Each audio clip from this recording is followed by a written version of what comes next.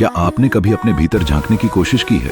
जब आप आईने में देखते हैं तो जो भी आपको दिखाई देता है वह केवल रूप नहीं बल्कि आपके अंदर की चेतना का प्रतिबिंब है।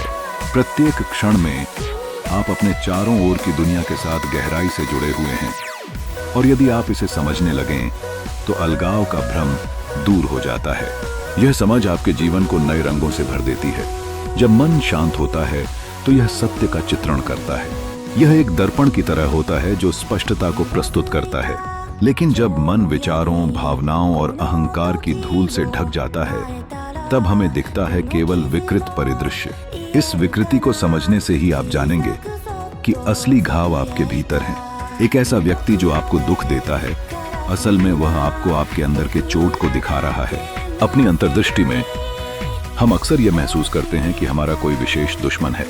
हम कहते हैं उसने मुझे चोट पहुंचाई या उसने मेरी उम्मीदों को तोड़ा, लेकिन सच्चाई से परे कोई वास्तव में वह और मैं नहीं है। केवल एक एकीकृत चेतना है जो अनेक रूपों में खुद को अनुभव कर रही है।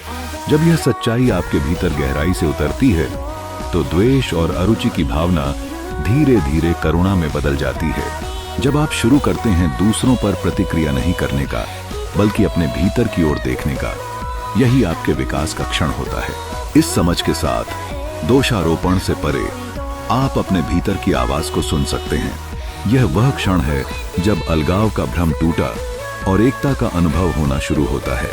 अब एक बड़ा सवाल उठता है, यदि यह संसार सच में आपका प्रतिबिंब है तो इसे बनाया किसने? इसके उत्तर में हम जानेंगे कि असल में वास्तविकता का निर्माता आपकी अपनी चेतना है।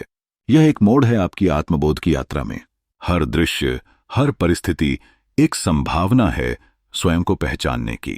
तो अपने चारों ओर देखिए, क्योंकि हर प्रतिबिंब आपसे कुछ कह रहा है। मैं हूं बलराम और यह है हु एम आई, आत्मबोध की यात्रा।